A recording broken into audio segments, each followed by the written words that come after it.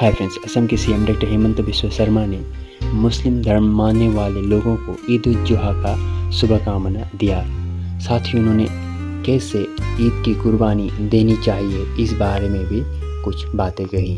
आइए सुनते हैं उन्होंने क्या कहा। अहाकाली ईद उल जुहा मैं समग्र इस्लाम धर्मी राइजक पवित्र ईदर आको एबार शुभ इच्छा जाचिছোঁ।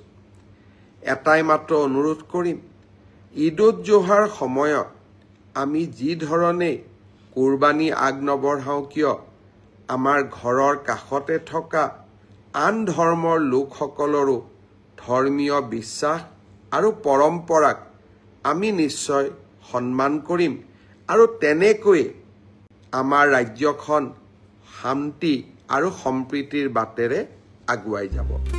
तो friends, thank you for watching. ऐसे खबर पाने के लिए आप हमारे चैनल को जरूर सब्सक्राइब करें।